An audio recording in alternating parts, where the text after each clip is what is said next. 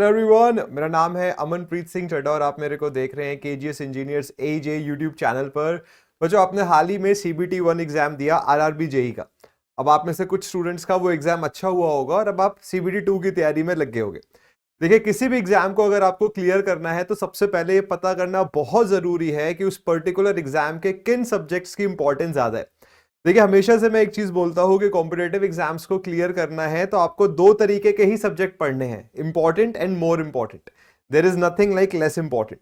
तो competitive exam clear करना है तो पढ़ना सब कुछ पड़ता है, बट कुछ टॉपिक्स को, कुछ सब्जेक्ट्स को ज्यादा अच्छे से पढ़ना होता है। तो आज के सेशन में मैं आपको बताऊंगा कि upcoming RRB CBT 2 JE exam के लिए आपको किन सब्जेक्ट्स पर ज्यादा ध्यान देना होगा सिविल इंजीनियरिंग के। अगर आप इन सब्जेक्ट्स पर फोकस करेंगे, इनसे रिलेटेड अपनी प्रैक्टिस को बेहतर बनाएंगे तो आपको बहुत फायदा मिलेगा एग्जाम में, और फायदा यह होगा कि आपका सिलेक्शन सुनिश्चित हो जाएगा आने वाले एग्जाम में।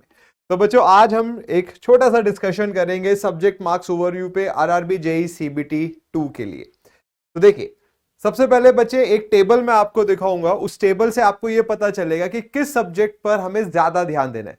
देखिए, कॉम्पिटेटिव एग्जाम क्लियर कर रहे हैं तो सब कुछ पढ़ना पड़ता है। आप ऐसे नहीं एक्सपेक्ट कर सकते कि मैं ये पूरा सब्जेक्ट ही छोड़ देता हूं। कई बार बच्चों के दिमाग में आता है ये सब्जेक्ट ही छोड़ देता हूं मैं, या इस सब्जेक्ट के इस टॉपिक को ही छोड़ देता हूं। तो छोड़ना आपने कुछ नहीं है, आपने सब कुछ पढ़ना है। कुछ टॉपिक्स पर आपको ज्यादा ध्यान देना होगा। अब अगर हम प्रीवियस ईयर एग्जाम्स देखें जो आरआरबी के हुए, तो कुछ सब्जेक्ट से आरआरबी ने ज्यादा पूछा है। अब आपको कोशिश करनी है इन सब्जेक्ट्स के हर एक कंसेप्ट को आपने सीखना है और बाकी सब भी पढ़ना है। तो बच्चे, एक टेबल बनाया है यहां पर। इस टेबल के माध्यम से मैं आपको बताऊंगा कि किस सब्जेक्ट से आप कितना पढ़ सकते हैं। तो सबसे पहले स्ट्रेंथ ऑफ मटेरियल्स।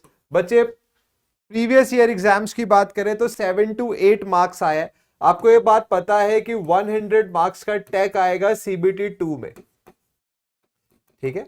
150 मार्क्स का होना है, 50 मार्क्स की अदर चीजें होंगी और 100 मार्क्स का टैग आएगा। तो इस 100 मार्क्स में से देखा गया कि प्रीवियस एग्जाम्स में 7 to 8 मार्क्स सोम का आया। देखिए, सोम बहुत इंपॉर्टेंट सब्जेक्ट है। सोम आपका बिल्डिंग ब्लॉक बनाता है सिविल इंजीनियरिंग का। अगर आपने सोम को अच्छे से पढ़ लिया तो आपको बाकी सब्जेक्ट्स को पढ़ने में बहुत फायदा मिलता है। अब देखिए, सोम से रिलेटेड सब्जेक्ट की बात करें तो आरसीसी सोम से रिलेटेड है या स्ट्रक्चर एनालिसिस रिलेटेड है। तो ये आया 3 to 4 मार्क्स का। तो अगर आपने सोम को अच्छे से पढ़ा है तो स्ट्रक्चर पढ़ने में आपको बहुत फायदा मिलता है, और ये 3 से 4 मार्क्स का आया। उसके बाद आते हैं कंक्रीट प्लस आरसीसी। देखिए, सोम के ही कंसेप्ट कंक्रीट और आरसीसी में लगते हैं। कंक्रीट का मतलब यहां कंक्रीट टेक्नोलॉजी हो गया। तो ये हो गया 8 to 10 मार्क्स। तो आप ये बोल सकते हो कि अगर सोम का पार्ट आपका स्ट्रांग है तो सीधा सीधा आपके 20 to 25 मार्क्स 20 to 25 मार्क्स सोम से ही आपके बनते हैं। इनफैक्ट इसमें अगर आप स्टील स्ट्रक्चर्स को और जोड़ दोगे, क्योंकि स्टील भी जो है वो भी बच्चों आपका सोम के ही कंसेप्ट से निकलते हैं। इन सब सब्जेक्ट को मिला के स्ट्रक्चरल इंजीनियरिंग बोलते हैं। तो इजीली स्ट्रक्चरल इंजीनियरिंग आपकी 23 to 26 मार्क्स की इजीली है। बढ़ सकता है बट इससे कम के चांसेस बहुत कम है। तो अब आपको ये करना है, सबसे पहले सोम को अच्छे से पढ़िए, सोम के बेसिक कंसेप्ट्स को अच्छा करिए, सोम के क्वेश्चंस करिए। उसके बाद आप देखोगे कि आपके ये सब्जेक्ट स्ट्रांग हो जाएंगे।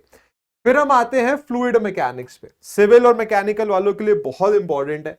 तो आपने देखा फ्लूइड मैकेनिक्स 5 to 6 मार्क्स का है।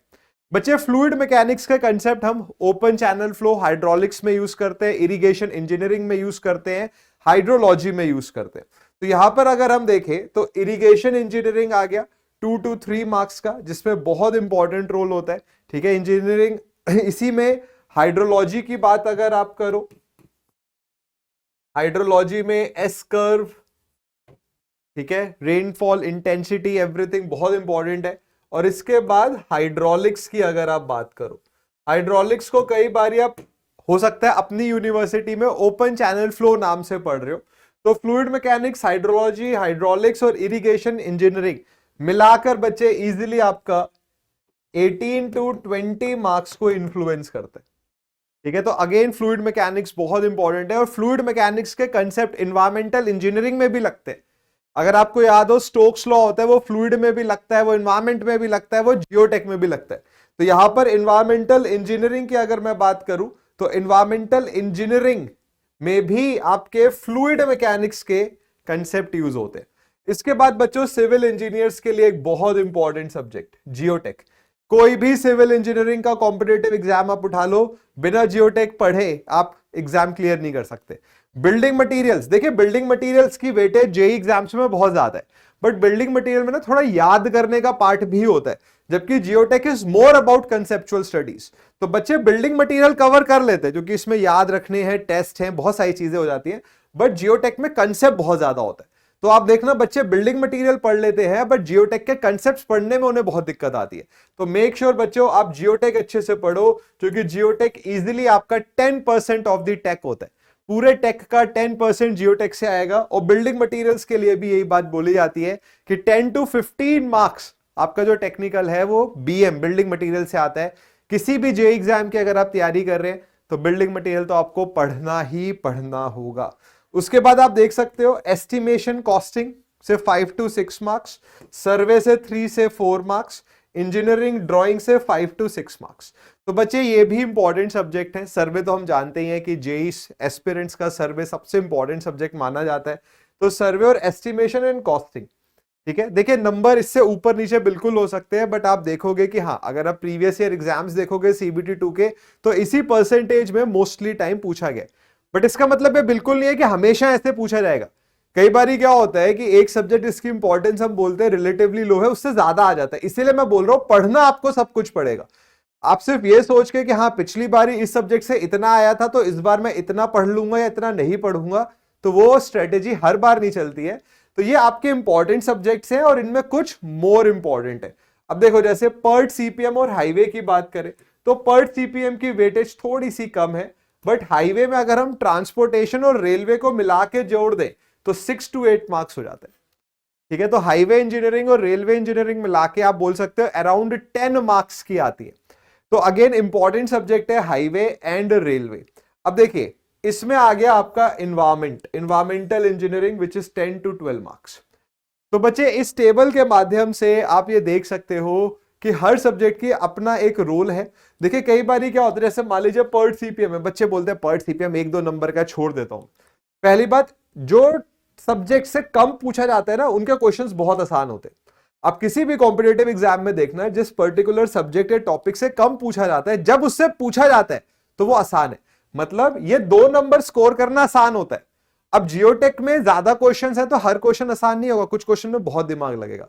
तो ये सोच के अपने मन को समझाया करिए कि जिन सब्जेक्ट से कम पूछा जाता है उनको पढ़ना आसान है, जिन सब्जेक्ट से ज्यादा पूछा जाता है उनको पढ़ने में भी मेहनत लगती है।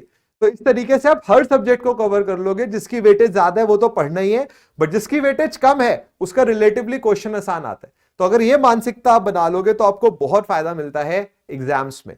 अब बच्चे सीबीटी 2 आ रहे हैं, आपके मन में एक बिल्कुल सवाल आएगा कि सर मेरा बेसिक कंसेप्ट इतना स्ट्रांग नहीं है। लेट्स से आपको आरसीसी में बहुत सारी दिक्कत आती है, आप आरसीसी के बेसिक कंसेप्ट को नहीं समझ पाते हो या सोम के बेसिक कंसेप्ट को नहीं समझ पाते हो।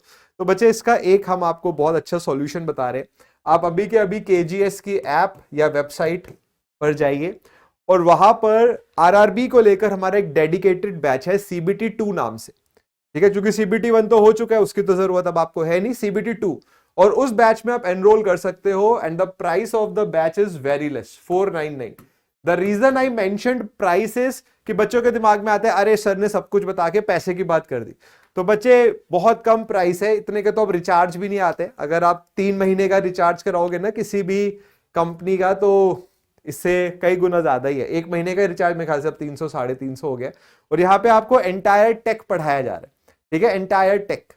तो जितना भी आपका टेक्निकल पार्ट है सीबीटी 2 का, everything will be covered in a very nominal fees. But आपको लगता है कि नहीं सर मेरा बेसिक कंसेप्ट स्ट्रांग है, मैंने बहुत अच्छे से पढ़ाई करी है, बहुत टाइम से मैं पढ़ाई कर रहा हूं, still then we have an option for you. तो बच्चे YouTube पर रेगुलरली क्लासेस होती हैं अलग अलग ब्रांचेस में। हम बात करते हैं सिविल की, तो सिविल की बच्चे एक क्लास मेरी होती है 11 बजे और एक क्लास शाम को 6 बजे होती है अपूर्व सर की। तो यहाँ पर हम आरआरबी सीबीटी 2 के क्वेश्चंस को फोकस करते हैं, तो आपको आइडिया लग जाएगा। एक आइडिया मैंने आपको दे दिया किस सब्जेक्ट की क्या इंपॉर्टेंस है।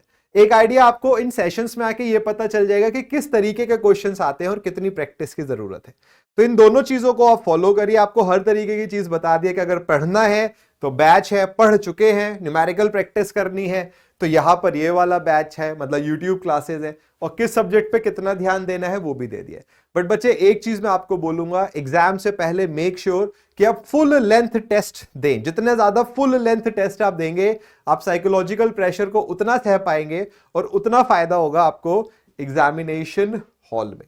ठीक है बच्चों, तो अपने सब्जेक्ट्स को अच्छे से एनालाइज करिए। डिफिकल्टी लेवल में हमेशा अपनी ब्रांच को 3 पार्ट में बांट लीजिए, इजी, मॉडरेट, डिफिकल्ट। कौन से सब्जेक्ट इजी लगते हैं आपको, कौन से मॉडरेट, कौन से डिफिकल्ट, और उसी हिसाब से आपको मेहनत करनी है। वेटेज वाइज सब्जेक्ट्स को देखे किन सब्जेक्ट्स की वेटेज ज्यादा है, उनको आपको ज्यादा मेहनत से पढ़ना है। तो ठीक है बच्चों, आई होप आपके लिए वीडियो काफी कारगर साबित होगी। आपको इस वीडियो के माध्यम से आरआरबी सीबीटी 2 का एक आइडिया लग जाएगा, कहां तैयारी करनी है, कैसे तैयारी करनी है, वो सब मैंने आपको एक्सप्लेन करा। तो बच्चों वीडियो इन्फॉर्मेटिव लगी तो साथ ही सिविल इंजीनियर्स के साथ जरूर शेयर करें। चैनल पर नए हैं तो चैनल को सब्सक्राइब करिए, बेल आइकन दबाइए फॉर ऑल द नोटिफिकेशंस। तो बच्चों मिलते हैं नेक्स्ट सेशन में ऐसी एक और इन्फॉर्मेटिव वीडियो के साथ। Till then do take care, God bless you, thank you.